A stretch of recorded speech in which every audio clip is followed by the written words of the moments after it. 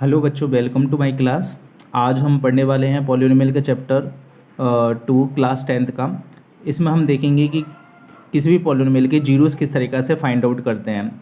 तो बिना time waste करे हम सीधा ही चैप्टर स्टार्ट करते हैं। मैं केवल क्वेश्चन उठाऊंगा और क्वेश्चन से ही आपको सीधा डायरेक्टली समझाता जाऊँगा, ठीक है। तो पहला वाला क्वेश्चन आपको दिया हुआ है, तो पढ़ते हैं क्वेश्चन को। -1 is zeros of the polynomial P x आपको पॉलिनोमियल नीचे दिया हुआ है x⁶ plus k(x⁴ minus x�3 plus 3x। ये पॉलिनोमियल दिया हुआ है। यहाँ पर जो x है आपका वेरिएबल पार्ट है और ये पॉलिनोमियल पी एक्स है x में, और आपको फाइंड करनी है इस k की वैल्यू। और आपको स्टेटमेंट दिया है -1 जो है इस पॉलिनोमियल पी एक्स का जीरो है। तो जो भी आंसर आएगा उसको इस ब्रैकेट में पुट करना है और नीचे हमको चेक करना है। तो करते हैं इस क्वेश्चन को किस तरीक़ा से करते हैं। सबसे पहले मैं आपको बता देता हूँ किसी भी पॉलिनोमियल को करने के लिए। इसको इरेज कर लेता हूँ, एक सेकेंड।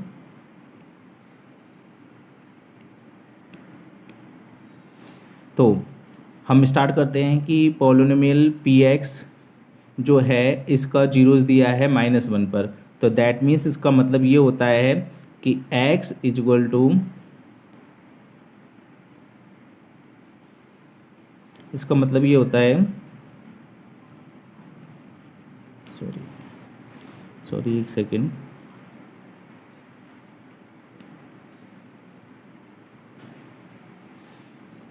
तो हम क्या करेंगे, इसमें आपको दिया है कि x इक्वल टू -1 पर जो p ऑफ -1 होगा वो 0 होगा।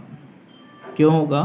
क्योंकि आपको दिया है zeros of the polynomial P x जो है वो आपका -1 है। -1 पर x की वैल्यू -1 पर इस पी एक्स की वैल्यू, पूरे पॉलिनोमियल की वैल्यू 0 हो जाती है। और इसी के आधार पर अपन इसको पुट करके नहीं, इसको सॉल्व करेंगे। तो सॉल्व करते हैं। तो यहाँ पर हम इसकी वैल्यू पुट करेंगे -1⁶ प्लस k x की जगह पर वापस -1⁴ रखेंगे, -1⁻³ plus 3 of -1 is equal to 0। 3 of -1 is equal to 0। इसको नीचे पटक देता हूँ। अब इसको सॉल्व करते हैं। तो इसको सॉल्व करते हैं। -1 एक इवन नंबर है और आप जानते हो, ये आपने फॉर्मूला पढ़ रखा होगा कि -1 यदि कोई भी इवन नंबर होता है तो उसकी वैल्यू होती है +1। और -1 यदि कोई भी ऑड नंबर होता है तो उसकी वैल्यू होती है -1। तो यहाँ पर हम इसको सॉल्व कर लेते हैं। ये तो आपको आता ही होगा पहले का। तो -1⁶ इसकी वैल्यू हो जाएगी +1 प्लस -1⁴, ये आपका इवन नंबर है 4, तो इसलिए इसकी वैल्यू तो +1 हो जाएगी। +1 को k से मल्टीप्लाई करेंगे तो k इंटू +1 माइनस, ये वाला माइनस तो उसका है। उसके बाद हम देखेंगे -1⁻3 जो है आपका एक ऑड नंबर है और ऑड नंबर पे वैल्यू क्या होती है -1। तो इसमें -1 पुट कर देंगे। ये वाला जो माइनस है वो ऑलरेडी दिया है, क्वेश्चन का है। और +3 को -1 से मल्टीप्लाई करेंगे तो उसकी वैल्यू हो जाएगी -3। अब इसकी जो वैल्यू है उसको चेक कर लेते हैं। इसको कर लेते हैं 1 प्लस k को 1 से मल्टीप्लाई करेंगे तो k माइनस ऑफ -1 होता है +1 -3 इज इक्वल टू 0। तो इस इक्वेशन को k के लिए सॉल्व कर लेते हैं। यहाँ पर 1 + 1 2 हो जाएगा और 2 - 3 करेंगे तो इसकी वैल्यू हो जाएगी k -1 इज इक्वल टू 0। और ये जो -1 है उधर की साइड जाएगा, राइट हैंड साइड में, तो +1 हो जाएगा। तो k की वैल्यू आपकी क्या आ गई? यहाँ पर k की वैल्यू आ गई 1। अब इस 1 को हम क्या करेंगे, इसको इसमें पुट कर देंगे और इसको सॉल्व कर लेंगे। चेक करते हैं। चलो k इक्वल टू 1 इसमें पुट करते हैं। k इक्वल टू 1 ये हमारा आंसर आया है और इसको चेक करते हैं। तो देखिए, आपने देखा कि आपका आंसर बिल्कुल सही है। इस तरीक़े से आप सॉल्व कर सकते हो किसी भी पॉलिनोमियल का जीरोस। नेक्स्ट क्वेश्चन करते हैं हम। नेक्स्ट क्वेश्चन देखिए, आपको क्या दिया है इसको पढ़ते हैं पहले। तो 7 is a zero of polynomial S x. अब देखो यहाँ पर आपने देखा वहाँ पर तो पी एक्स लिखा था, अब यहाँ पर एस एक्स लिखा हुआ है। अब पॉलिनोमियल को एक्सप्रेस एक्चुअली में किसी से भी कर सकते हैं, चाहे पी एक्स हो या टी एक्स हो। यहाँ पर जो अंदर वाला जो पार्ट होता है, थोड़ी थोड़ी मैं बता देता हूँ आपको, जो अंदर वाला पार्ट होता है उसको तो हम वेरिएबल पार्ट बोलते हैं, जो अंदर वाला पार्ट होता है उसको हम एक्चुअली में वेरिएबल बोलते हैं। इसमें जो अंदर वाला पार्ट होता है उसको हम वेरिएबल बोलते हैं, और वो एक्स में वेरिएबल है। अब एक्चुअली में जो एक्स की वैल्यू आपको पॉलिनोमियल की दी हुई है वो दी है एक्स इक्वल टू 7 पर, इस एस से ऑफ 7 की वैल्यू आपको दी हुई है, ये जीरोज़ है, तो जीरोज़ का मतलब इसकी वैल्यू क्या हो गई जाएगी, जीरो हो जाएगी। तो अब आपको निकालना क्या है, आपको निकालना है find the value of S of 7 minus 7।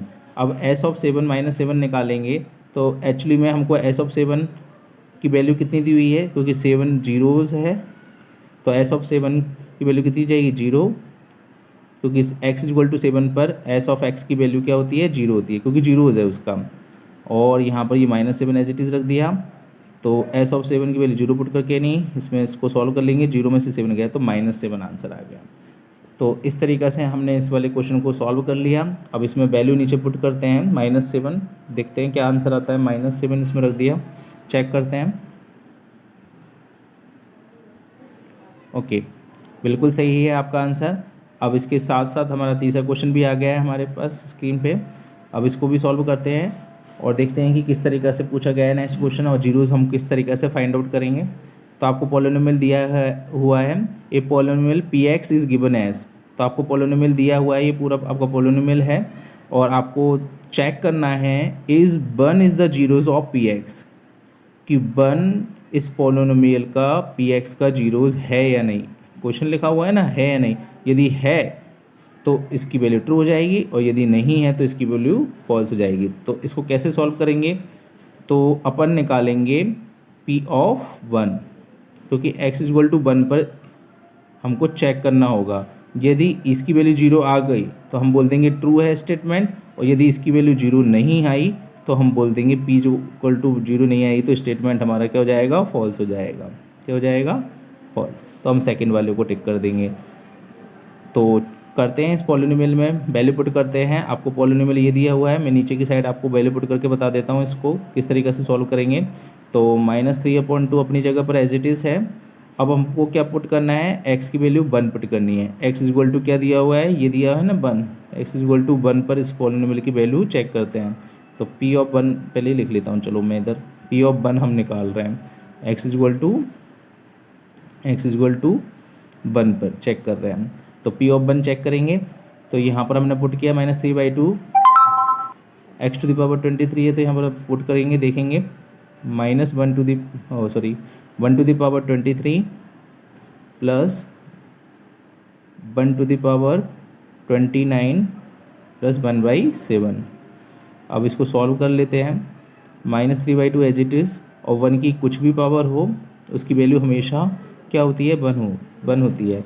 1 की पावर कुछ भी हो, ये ब्रैकेट है, 1 की पावर कोई भी इंटीजर वैल्यू हो उसकी वैल्यू हमेशा 1 रहती है। ये ध्यान रखना आप, इंटीजर वैल्यू कुछ भी हो, चाहे जीरो हो तो 1 टू द पावर 0 की वैल्यू 1 होगी, या फिर नेगेटिव नंबर रख दो यहाँ पर, उसकी भी वैल्यू 1 होगी, या पॉजिटिव पे तो ऑलवेज पॉजिटिव रहती है।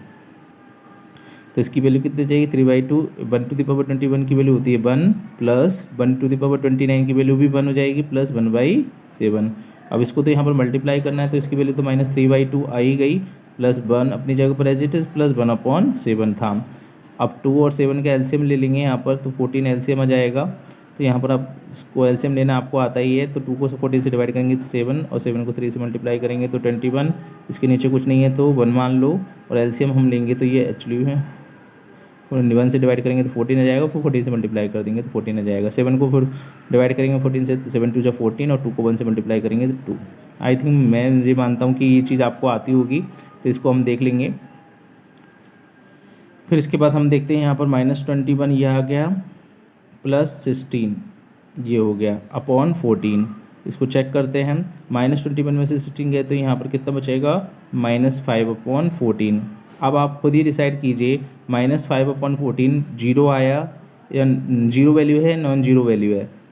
तो ऑब्वियसली यहाँ पर हमको पता चल रहा है कि -5/4 जीरो वैल्यूज़ नहीं है, तो ये स्टेटमेंट क्या हो जाएगा, फॉल्स हो जाएगा। क्यों हो जाएगा, क्योंकि ये 1 यदि इस पर पुट करने पर इसकी वैल्यू 0 आ जाती थी, तभी हम इसको बोलते हैं ये इसका जीरोज़ होगा, अदरवाइज़ ये इसका जीरो नहीं होगा। तो स्टेटमेंट हम क्या किस पर टिक करेंगे, फॉल्स पर करेंगे, क्योंकि हमारी वैल्यू 0 नहीं आई।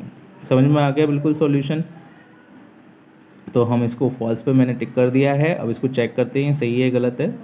तो हमारा ये क्वेश्चन बिल्कुल सही है, क्योंकि एक्चुअली में 1 इस पॉलिनोमियल px का 0 नहीं है, इसलिए हमारा स्टेटमेंट फॉल्स है। नेक्स्ट क्वेश्चन हम करते हैं, आपको दिख रहा है, पहले इस क्वेश्चन को पढ़ लेते हैं। Polynomial px is given as 2x² - 3kx + 5। आपको ये पॉलिनोमियल दिया है, ये x में वेरिएबल में है, और यहाँ पर k अननोन वैल्यू दी हुई है, शायद इसी को ही हमको फाइंड आउट करना है। देखो नीचे दिया है find the value of k। तो आपको ये दिया है 1 of the zeros of px। इस पॉलिनोमियल का एक जीरो आपको दिया है -1, तो ये ऑलरेडी दिया हुआ है। मतलब इसका मतलब मैं आपको बता देता हूँ होता क्या है।